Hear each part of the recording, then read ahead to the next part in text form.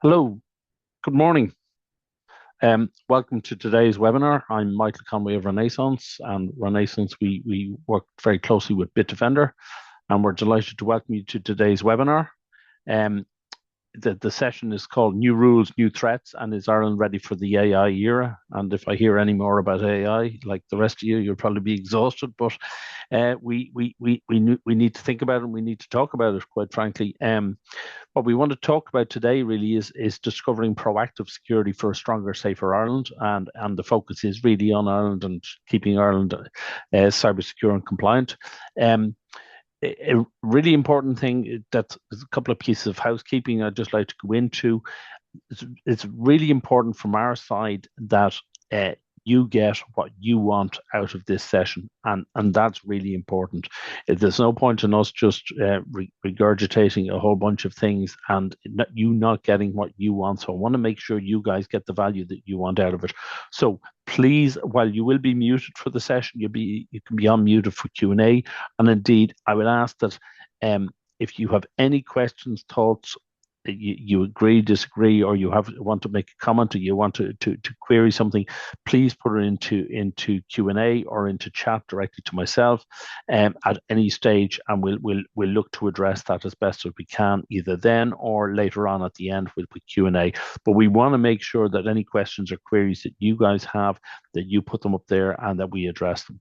The session is being recorded. There are a number of people who would like to attend the session who are unfortunately unable to attend it, but it'll also be made available to yourselves if you wish to review any aspects of it, or you wish to share it with any colleagues or anybody like that. It'll be available to you. So as I say, please enter any questions into the chat or Q&As, or send them directly to myself. Whatever. That's most important from our perspective. But I'd like to not waffle on any longer and pass you on to Mark Golding. Mark is from Bitdefender, and Mark can give you an overview of the whole topic. So I'll pass you on to Mark, and I'll go quiet for the moment, and then we'll address the questions and answers later on. Thank you.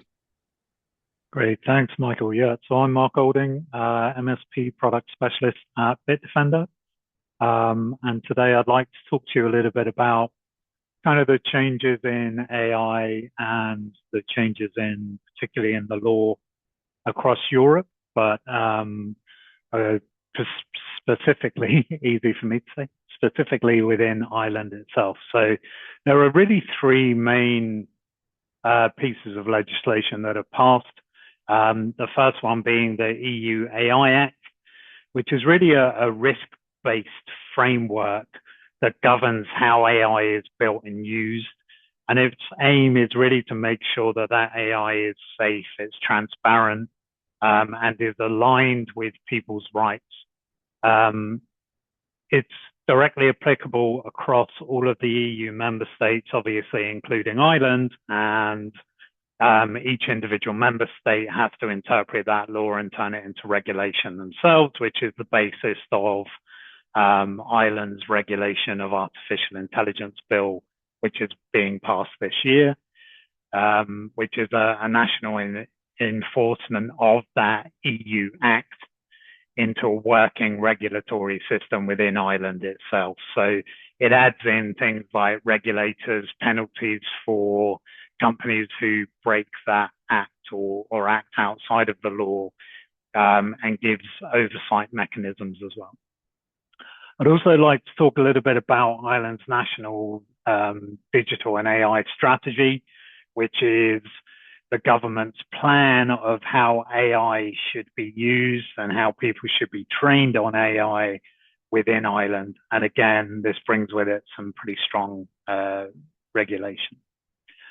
Really a simple way to think about these three laws and how they interact is the EU AI Act is what are the rules? The Irish bill is then how are we going to enforce those rules and who do they apply to? And the AI strategy is how do Irish companies and the Irish people benefit from AI moving forward?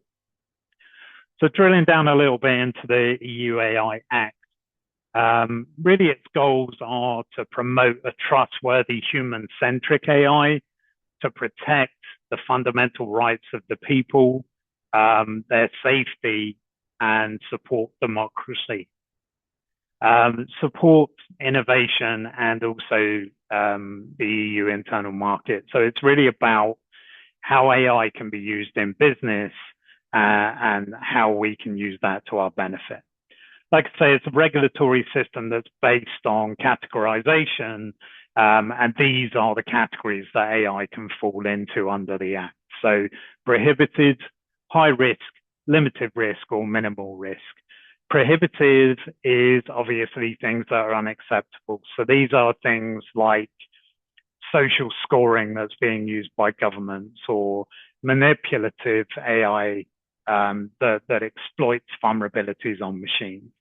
There's also certain biometric surveillance uses that should be classed as unacceptable as well. And these are mainly things that look at emotions within workplaces or within schools, or biometric categorizations that are used for things like racial profiling or political belief identification. So all of that kind of falls under the prohibited and unacceptable.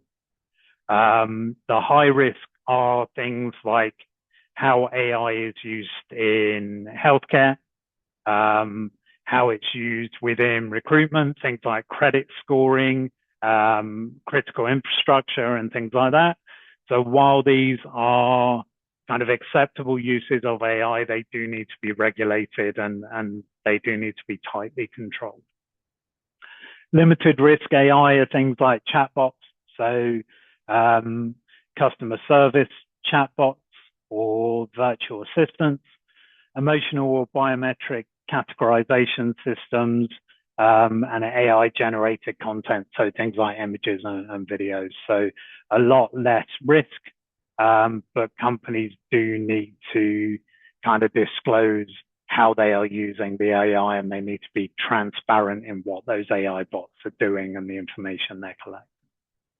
And then minimal risks are things like AI used in video games, or AI used in email spam filters, or any security products. And then recommendation engines as well, so search engines, things like Google and Microsoft. So those are the four categories, if you will. The key requirements of the Act is based on those risk levels or on those categories.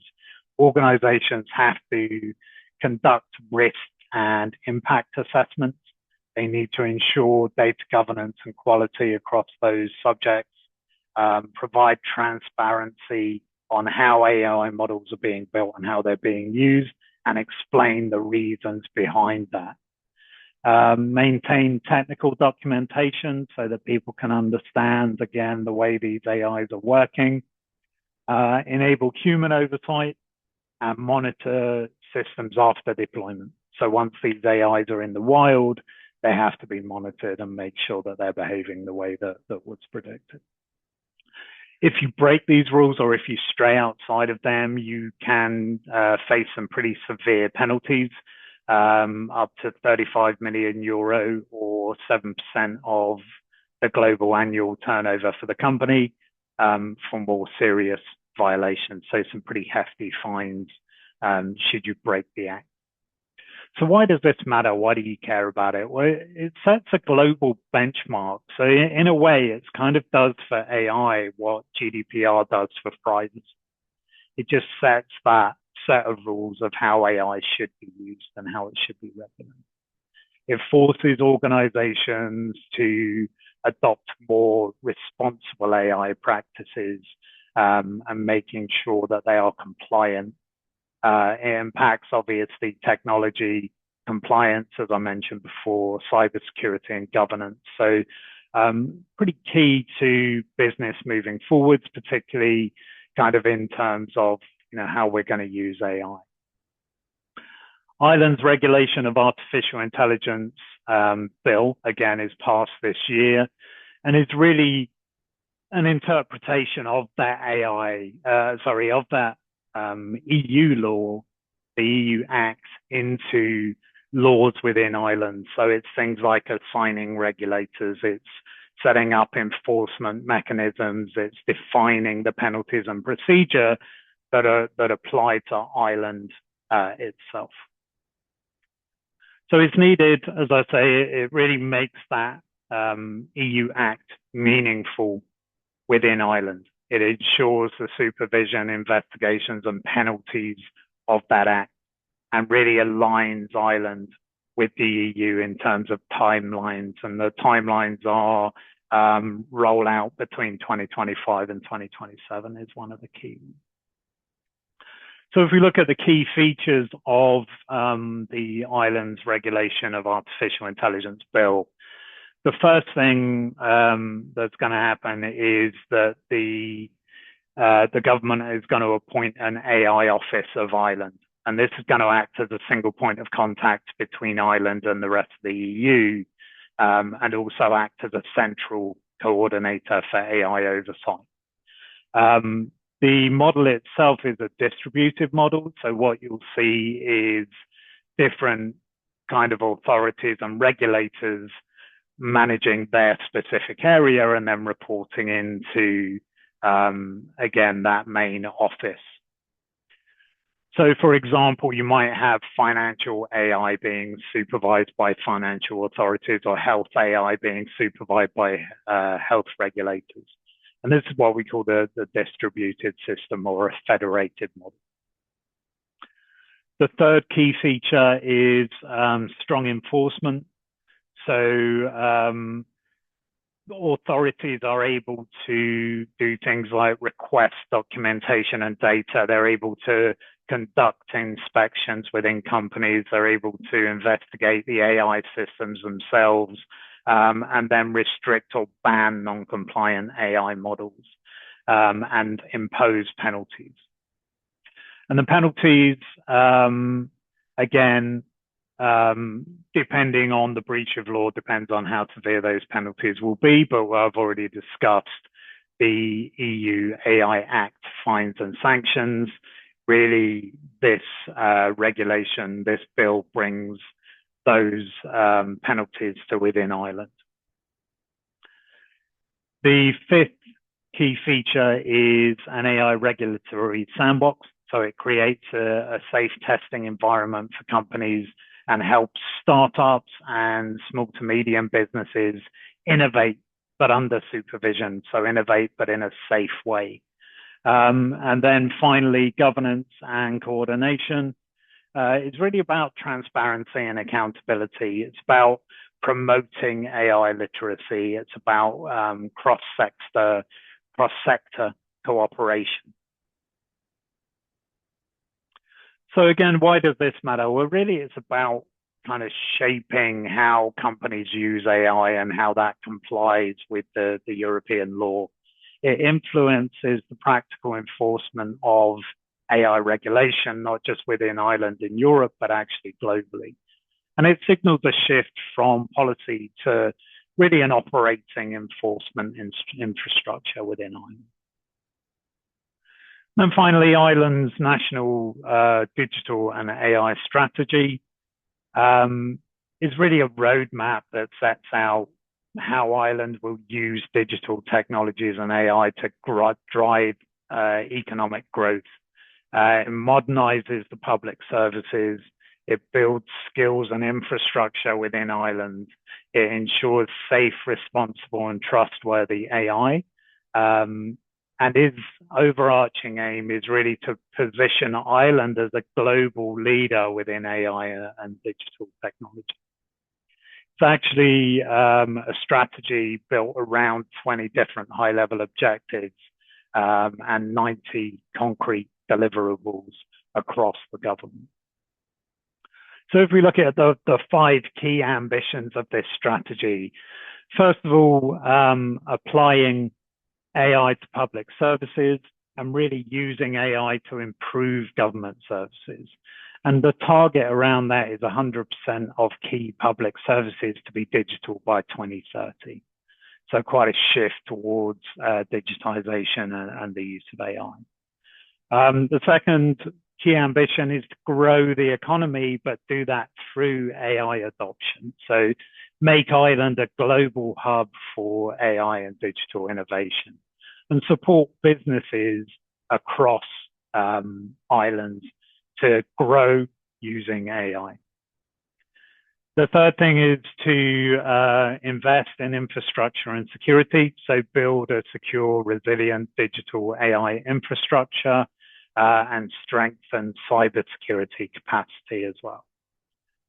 The fourth key ambition, to lead, regulate, and really look at Ireland more in a global role, position Ireland as a trusted EU digital regulatory hub that aligns with frameworks like the EU AI Act.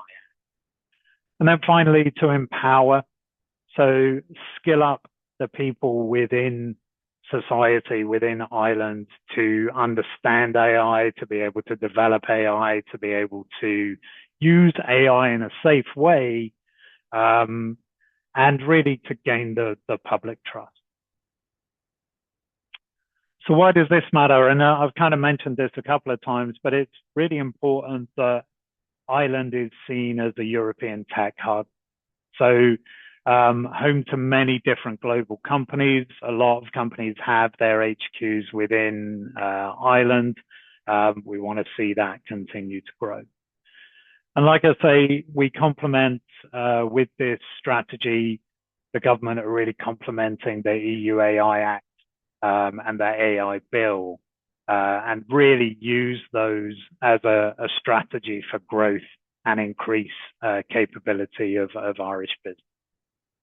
So together, these three things form Ireland's full AI governance and innovative framework. So the government is really pushing for companies to use AI, but use it in a sensible way. Obviously, there's a darker side of AI as well, and we kind of hear about these things daily, how AI is being used by criminals to make their lives easier and make their threats really easier to execute. So AI-powered attacks is something that Bitdefender has seen a real growth in. These are things like using AI to generate more natural language within phishing emails and make them more convincing, automating hacking campaigns. So again, using AI to do the heavy lifting for the attacker, using AI to make the attacks more convenient, but also more believable. Maybe even going as far as something like deep fake, either in voice or in video, to trick people into parting with their money or making mistakes. And it really enables attackers to, like I say, attack faster and produce more attacks. Actually, this is seen as a real growth area, and around 53% of security leaders say that AI attacks are their top concern, and not surprisingly so. Ransomware is still very, very dominant, and again is using AI. As I mentioned before, ransomware often starts with a phishing email, those phishing emails being made that much more believable by AI. However, we're also seeing ransomware as a service as a bit of a growth area within the threat landscape. So using AI again, really to make ransomware more accessible, if you will, to more criminals. So it's actually easier to launch your ransomware attack now than it has been ever before, mainly due to kind of the AI and the way it's being used.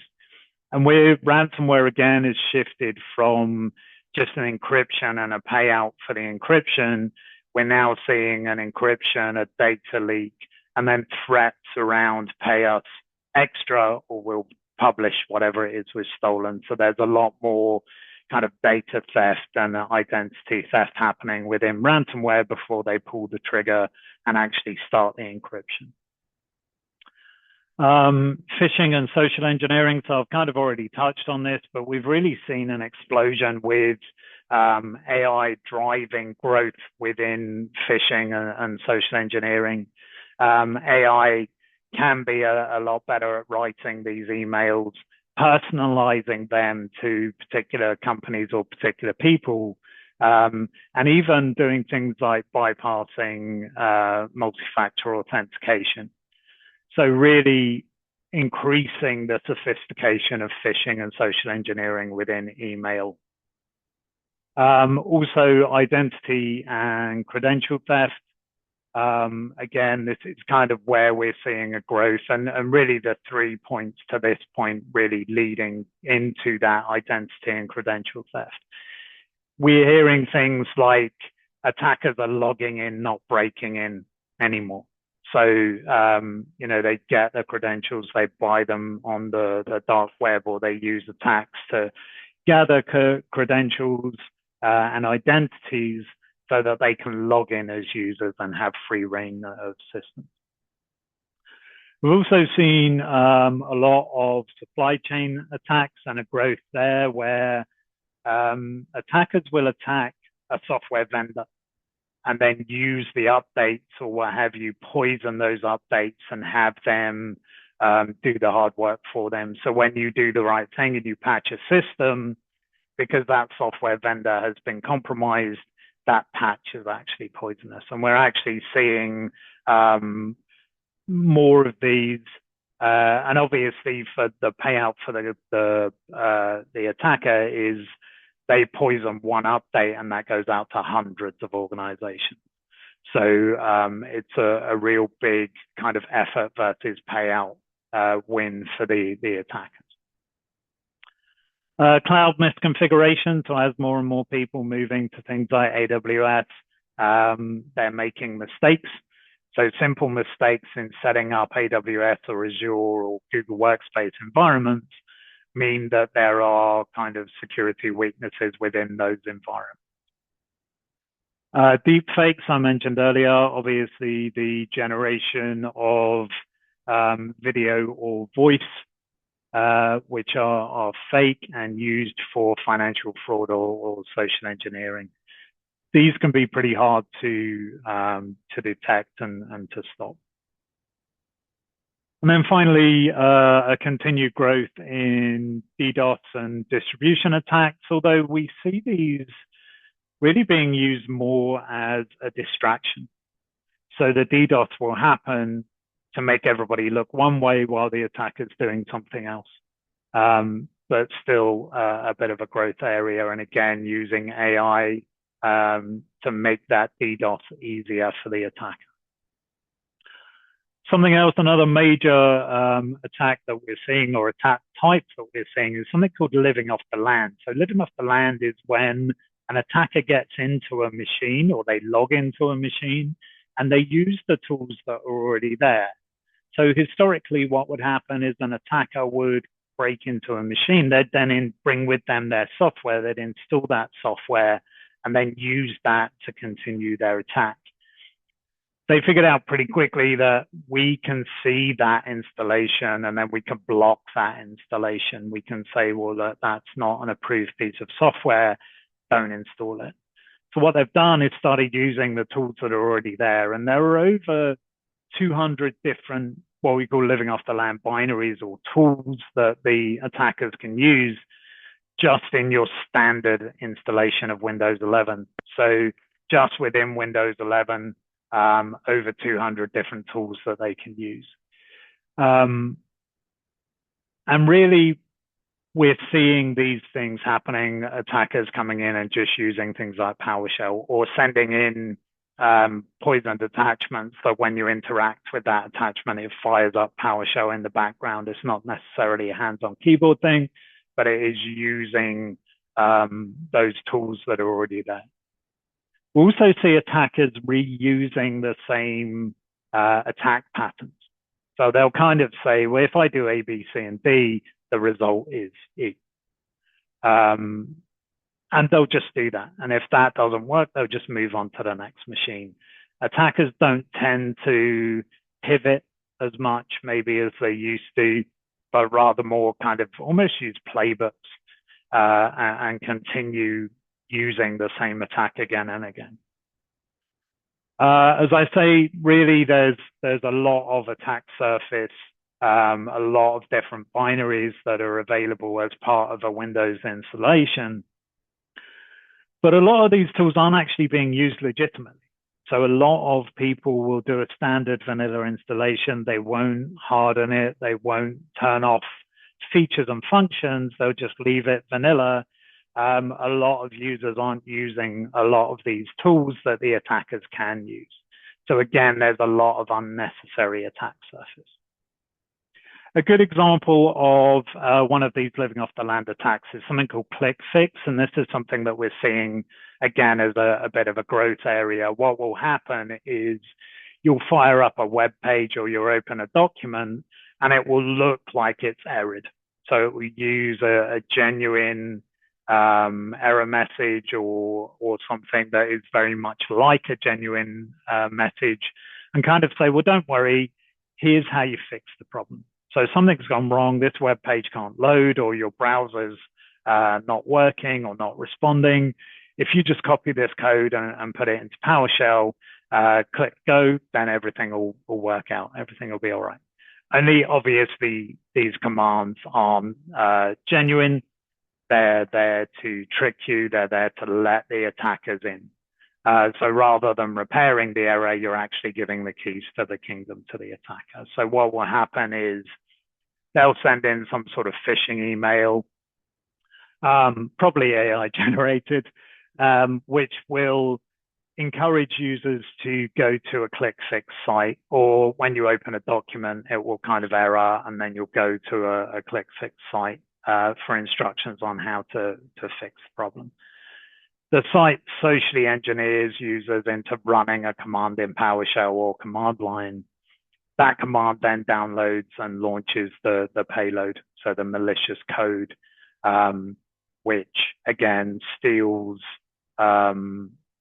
your information or allows remote access. So they use tools like XWorm or async rat on net support to either gain access to your information or gain access to your system.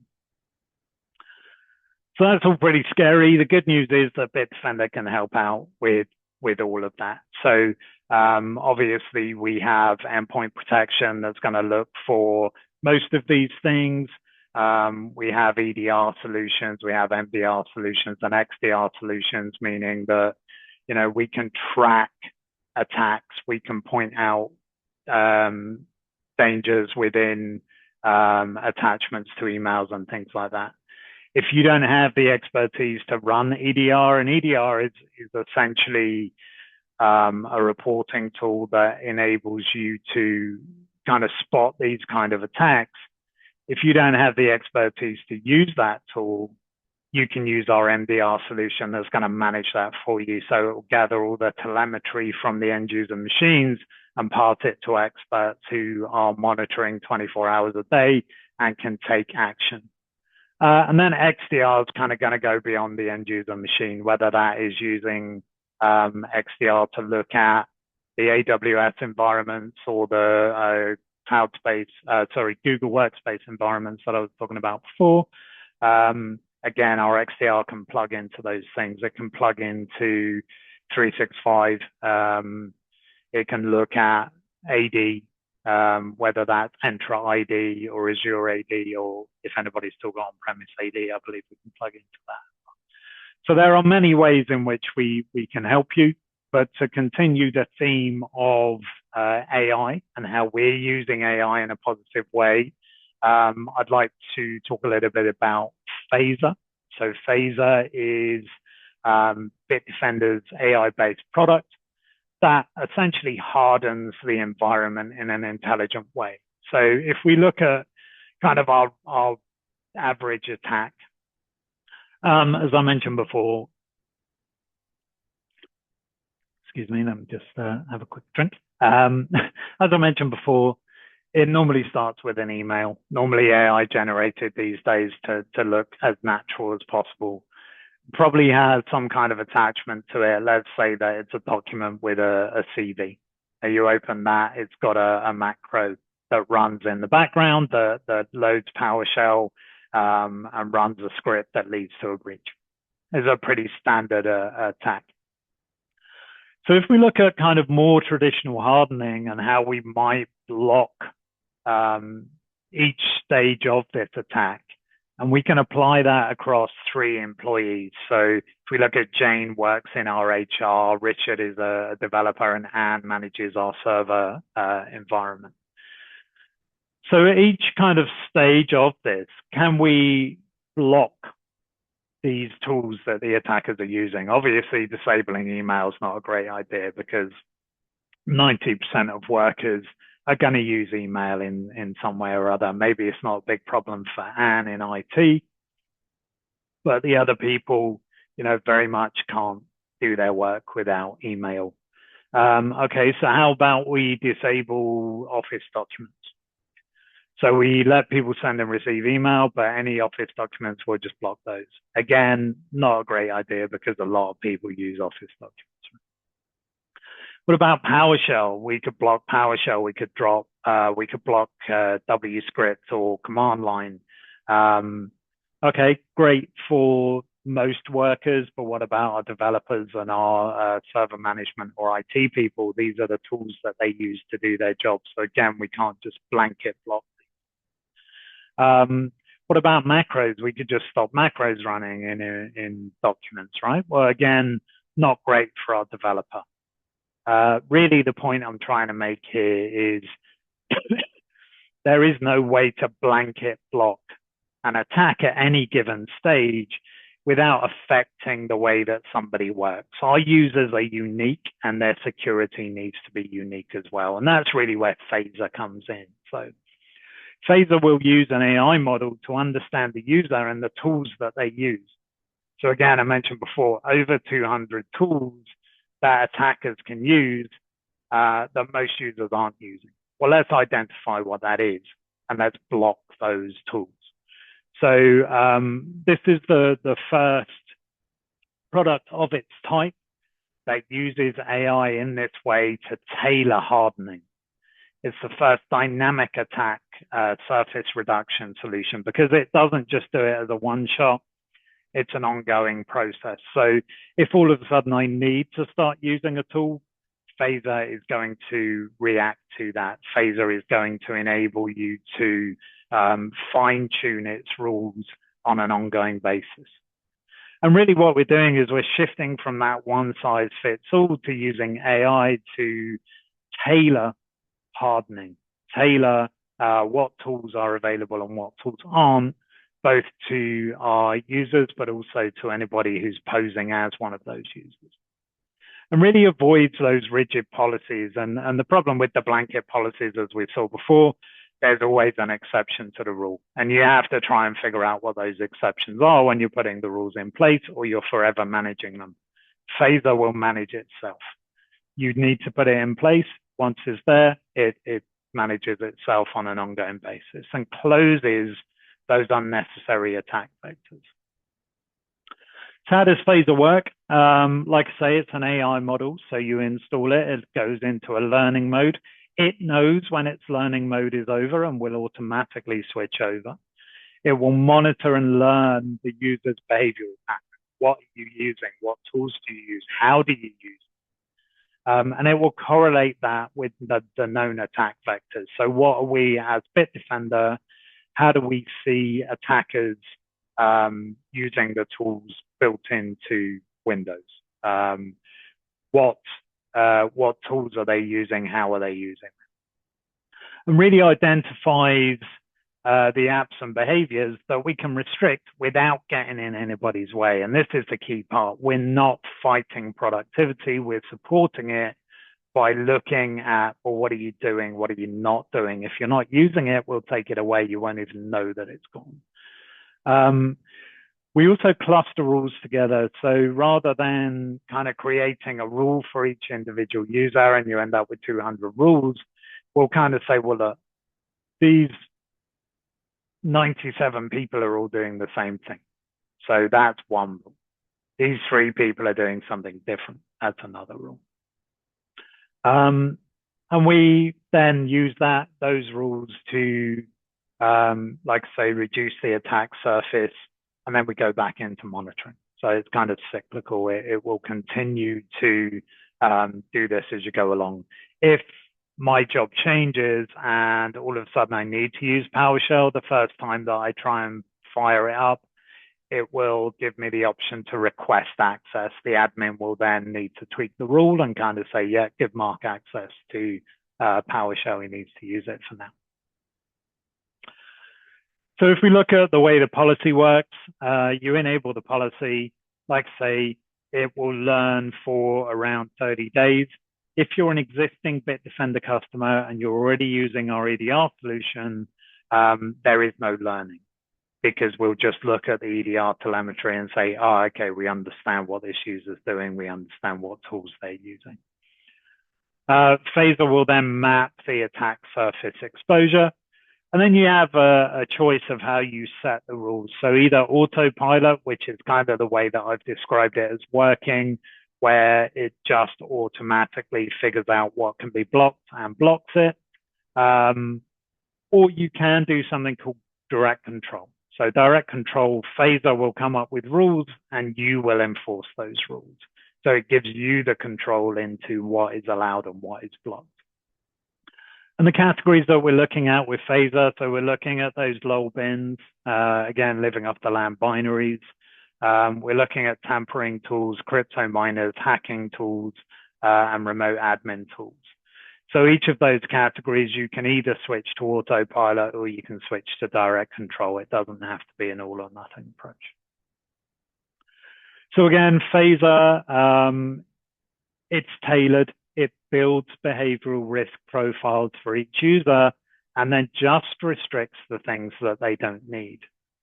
It's dynamic because it uses AI-driven hardening that adapts to user behavior. And it kind of goes beyond, are you using PowerShell or not? It will look at how are you using PowerShell. So yeah, I work in IT.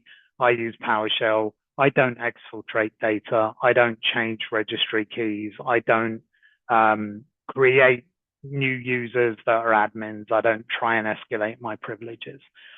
So I'm restricted from doing those things. Those are all dangerous actions that I don't currently need to do. Therefore, although I'm using PowerShell, it's not going to allow me to do anything dangerous. It's precise in that way. It enables those restrictions within the tools at a user level. So like I say, that's really one of the many ways that Bitdefender can help you against the attacks that we've spoken about today, how we can make sure that AI is being used in a positive way, being used to grow your company, being used in a useful way, and it's not being used maliciously against the company.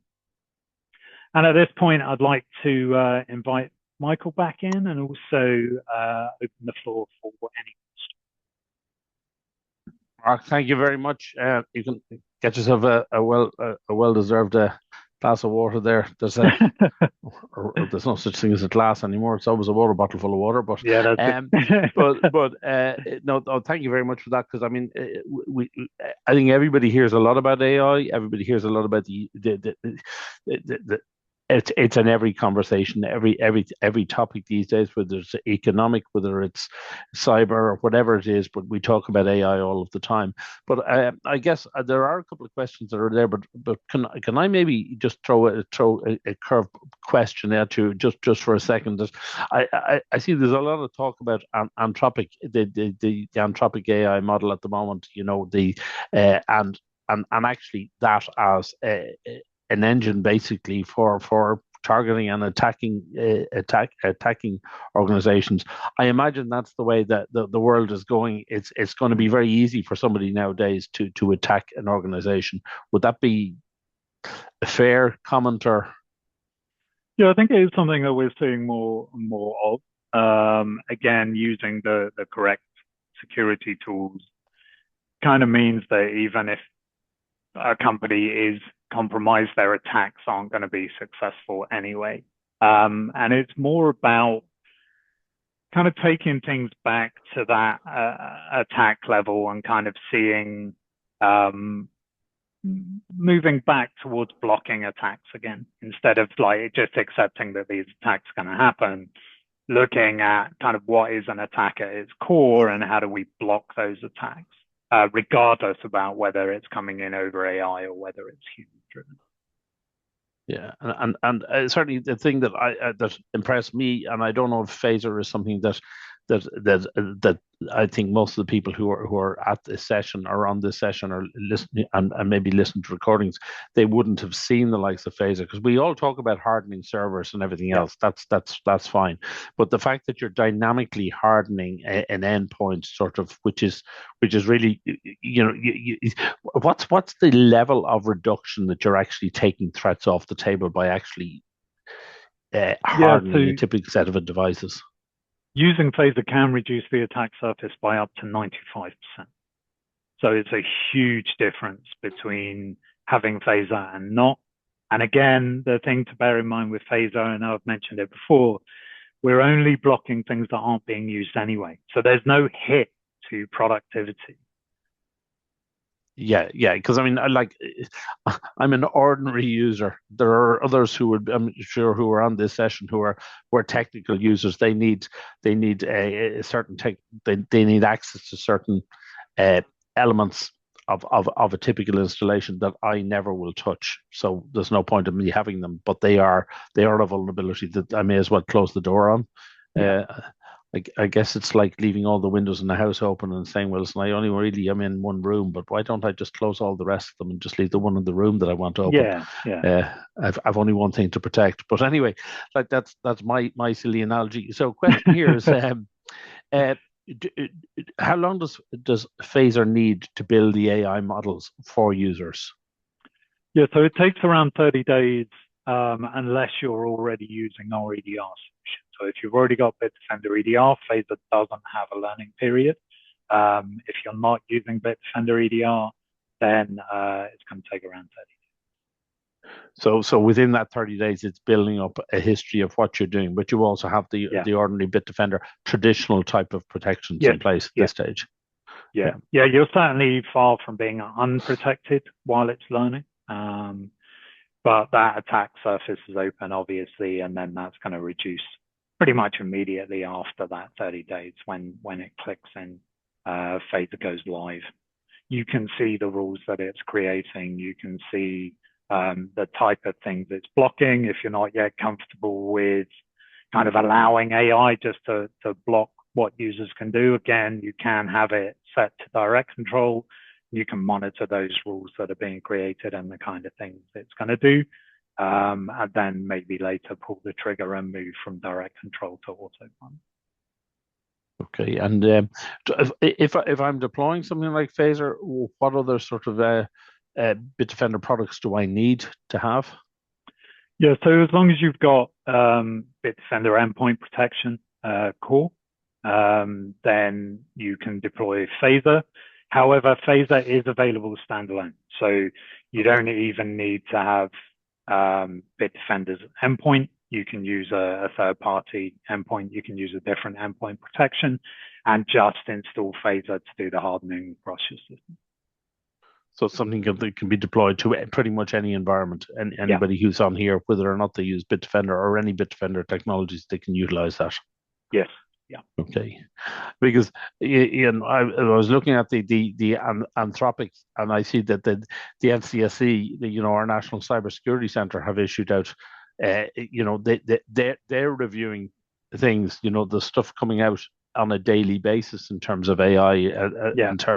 and how, what people should be looking out for and how people should be managing it. And I think it's probably certainly the thing that we've seen as Renaissance, that we've seen, it's the type of AI and the concerns about AI are right up there. They're up there at board level, and I Yeah. imagine many of the people who are listening in on this session here, and will be listening in on the recordings as well, are probably getting asked questions in relation to that. The AI legislation that you outlined, it seems like it's in the process, but it's not there. But the AI, Yeah. but the AI engines are out there, so you have to Yeah. protect Yeah. yourself now, pretty much. Yeah, definitely. Yeah, I mean, AI is a real threat. It's a real threat today. I think you're quite right. The security conversation used to be one person feeling like they're an old man shouting at clouds, and now it is everybody's concerned about security. Everybody's concerned about AI, and to be fair, quite rightly so, because we are seeing it be used in all kinds of threats. Yeah, the last 12 months, would it be fair to say that's accelerated massively? Yeah, definitely. Yeah, it's a definite growth area. AI is being used more and more in more and more malicious ways. But like I say, really, if you're using the right security tools, regardless of how sophisticated the attack is, there's only going to be 4 or 5 outcomes that they're trying to achieve. So if you're stopping those outcomes, you're blocking things like PowerShell, you're blocking these scripts being run on user machines. Really, you've beaten the attack because you're blocking it the goal rather than kind of in transit. So it doesn't matter how sophisticated that transit is. If you're blocking the end goal, then the attack's not going to be successful. You've achieved your objective. You've stopped them. Yeah. They may get in, but they can't do anything else. They can't take anything. That's it. Yeah. Okay. I don't have any other questions at this stage from anybody. If anybody's any last questions, if they wish to put them in, what I would do is suggest that you and the Bitdefender team will be at Cyber Expo Ireland, which is on the 20th of May, which is a free event to attend, by the way, in Leopardstown Racecourse. And just register on the Renaissance website, and you come along to that. And you'd be very happy then, I assume, to have a conversation specifically with anybody. Oh yes, absolutely. Yeah, and it's very often, that one-on-one conversation, which is very relevant, because then you can look at it, what happens in your environment. And we're very happy, Renaissance or the Bitdefender team, and reach back out to Renaissance or the Bitdefender team at any time. I'm very happy to have a conversation as to how, I think the likes of PHASR there it gives you. I must say I've been really impressed by it, because it's not something that we've seen that other technologies have, and it's something that's taking protections to a new level, and it's really probably gives people an awful lot of self-assurance in terms of where they are. And that's the challenge that everybody has at the moment. So there is a link in chat there for registering for Cyber Expo Ireland, and I really would recommend anybody come to that. As I say, it's a free event, so come along. But you can meet the vendors, and there are some specific sessions talking about AI as well, and you're welcome to register for those and attend those. It's a no cost opportunity to meet some of the experts and really have some conversations, and probably bring some of the thought and knowledge back to the organization or business that you're coming from. But otherwise, Mark, thank you very much. Appreciate it. And you can go and have a proper glass of water now. Lovely. Thank you. Thank you very much, everybody, for attending. Thank you. Thanks, everyone.